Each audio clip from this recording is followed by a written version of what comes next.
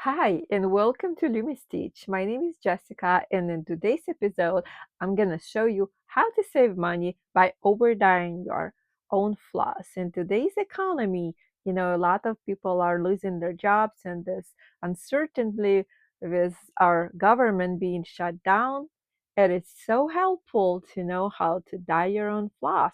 So, if you want to find out, to learn how to do it, it's a lot easier than you think, and stay with me and I'm gonna show you how. So basically, all you need is just a cotton floss. You can either use any DMC or any cotton floss that you have on hand, and it can be any color too. As long as it's not too dark, you can over dye it. And you need some red dye or any other liquid dye and just some hot water. So this is what we're gonna dye today. I on this side I did those for a sampler by Brenda Gervais. It's called Peace on Earth, and I'm starting it today, so I had to do it on a whim, and I overdyed it. And the rest of them, because I am going to a retreat, I decided to make some overdye floss as gifts. So I made them kind of crazy colors, but they don't have to be. They can be as subtle as you want them to be. See, very beautiful. This one right here is my favorite. I think Weekday Works has similar one, which called is Wooden Rose. Don't mind my nails. I was dyeing floss. So, and gloves if you don't want to end up with fingers like that. All right, let's get started. And one more time, I just wanted to show you so you get a good look at the floss. There is variegation in there. And this is so beautiful too. This is more like a mermaid vibes right here.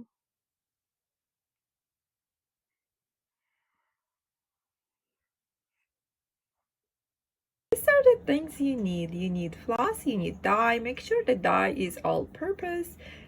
This floss right here is cotton. This is the same as DMC. This is a painting fairy floss. And I already lay what color I'm gonna dye it into so I don't get confused. So also you need some kind of like a syringe or this kind of pipette.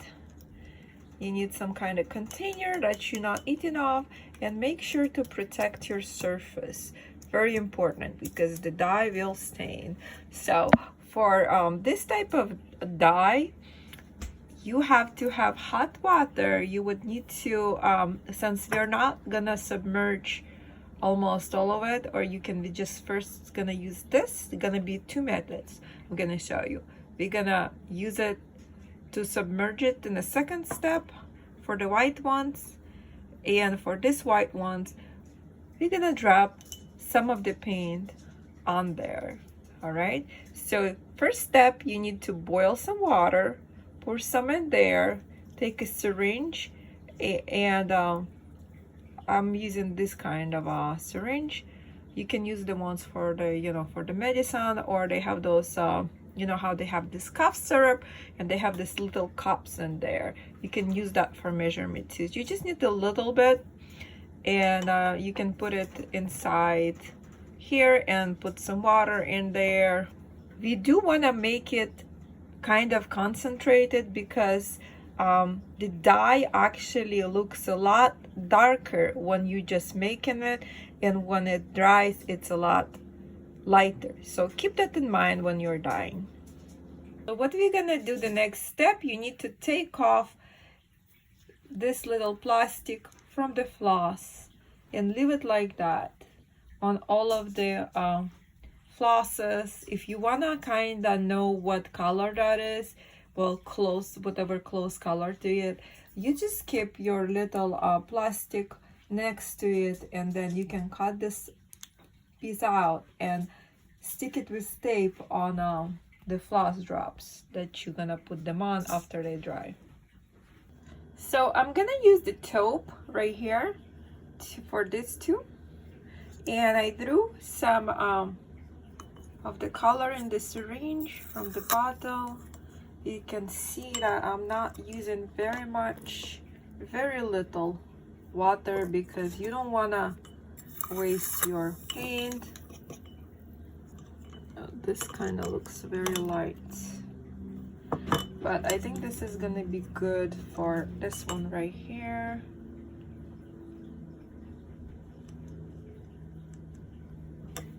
You do want to space them further apart.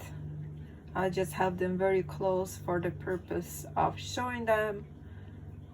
Okay, so I tried it and it was too light, so I switched it to charcoal, and we're gonna get started not with this one, we'll come back to that later, with this one right here. All I'm gonna do is draw some in here, and just sometimes it comes out like that. You can just dab it with your finger. This is normal, but it will get saturated. And you just want to go space it however you think you like. How much variegation, it depends how much variegation you want. And also you can go back, even when it dries, you can go back and you can add different colors. You can add more of it, more concentrated if you don't like it.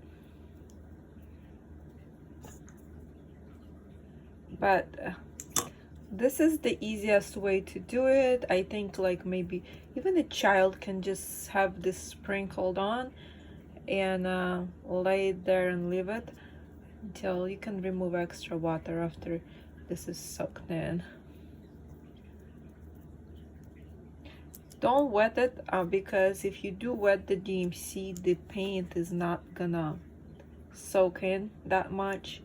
Okay, so I think I'm gonna come back to this one and we'll add different color later as I do it. Let's do this one. And I suggest you wear gloves because your fingers will get colored. This is the effect of the like a dirty snow, but also I'm gonna be coming in with a different color, you know, and putting more in here. I think this color will look good on here. It's gonna be more natural. Might not even show up that much.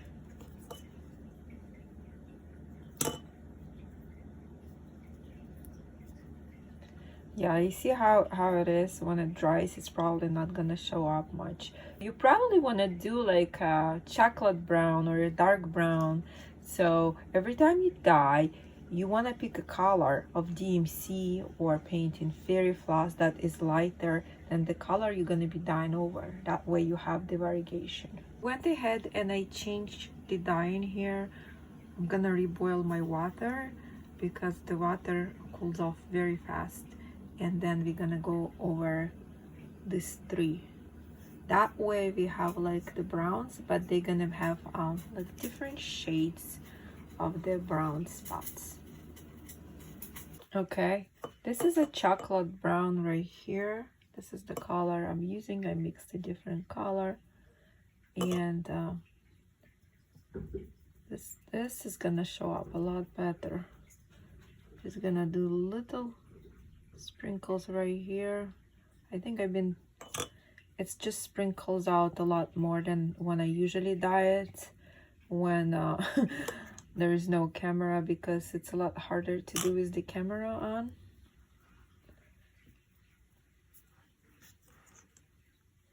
So I guess this is not gonna be dirty snow. I did one time imitate the dirty snow, but you would need to use a color that's more like something like a parchment or something that's ivory, something that's not too dark. I think the Homespun Elegance, they have charts, and there was floss where it has this floss that looks like a dirty snow.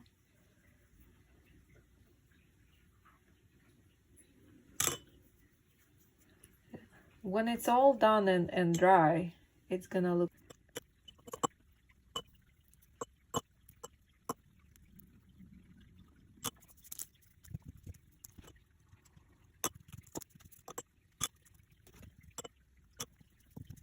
Okay, so these three are done. I'm gonna go ahead and move them. We're gonna clean this space. I'm gonna go lay them on the plastic in on a different table, and I'm gonna continue dyeing.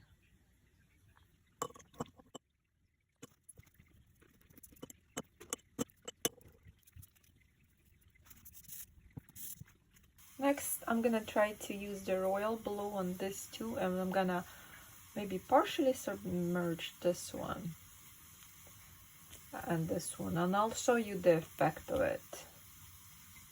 Put a lot more in here, and we're gonna go ahead and submerge. You can also leave it for a while like this, then take it out and have another color going, and it's gonna be like a color dye on different ends, like different color.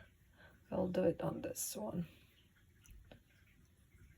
Yeah, and then you can just dye it in some other dye right there. But we're also gonna put some blue dye on this one. I think it's gonna look pretty good because it's a darker color, and I think it will work.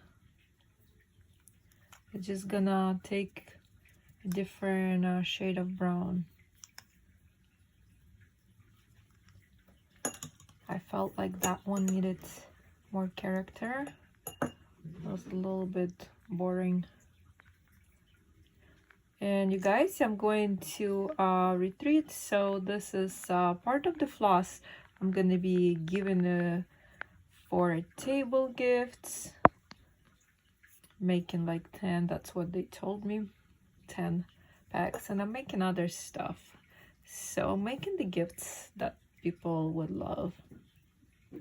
All right, that one is done, and I'm gonna go ahead and move it to another table. So what I did, from this bucket I pour some in here and I mixed it with water, so this is gonna be a lot lighter, and I'm gonna submerge it. You see the effect is a little bit different, and this is actually the same floss. I'm gonna go ahead and repeat this step with the other one. Okay, they look a little boring, so what I'm gonna do is gonna do little dabbing. If you do submerge them, you do want to make the dye more concentrated.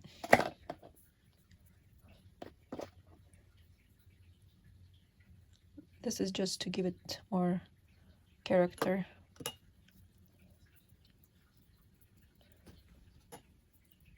I might add some other color in here, not sure. Might be good like that.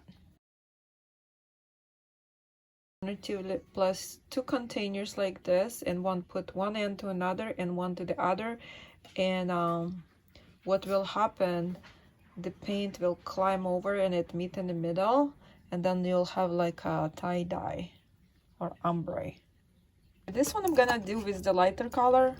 This is I'm dyeing this one for the sampler that I'm gonna be starting actually today. This is by Brenda Gervais. I think it's called Peace on Earth, and we're just gonna do slight variations. That's all I want. You see, if you pick just the right color and just the right let's turn it over. Sometimes you want to turn it over and make sure that, you know, the other side will have enough. All right, this one is done. Did you see how fast that was? And a couple of the same or darker variations for the sampler. Don't wind my fingers, that's what happens if you don't put gloves on. So I want to use the lighter color and see how it looks. It's probably gonna be very faint when it dries, but we're gonna also add some darker ones. Don't want to make it too dark.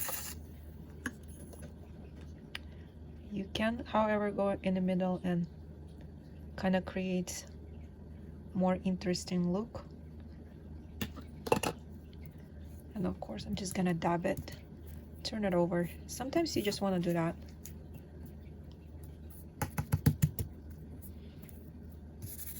Just play with it. I'm gonna add more of that darker color. think that's enough of that. Just squish it. When you squish it, the paint kind of spreads and covers some of the parts, but it doesn't completely spread. Basically connects the dark parts with the lighter parts. See, this is going to be very beautiful. So we're going to color this too. This one is for the sampler, this one is for those gifts, and I'm using this wine color, and this is the concentrate I put in. I'm probably gonna pour up to here water and just sprinkle it over.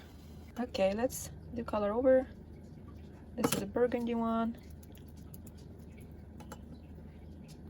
and depending on the type of variegation you like to achieve, you need to do a stronger concentrate for a more dramatic look, or lighter for less dramatic look.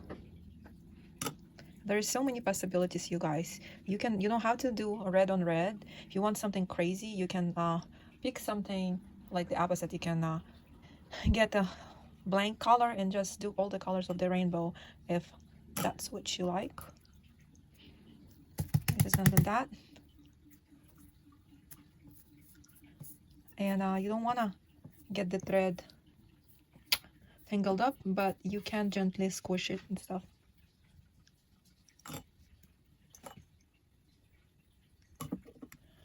All right.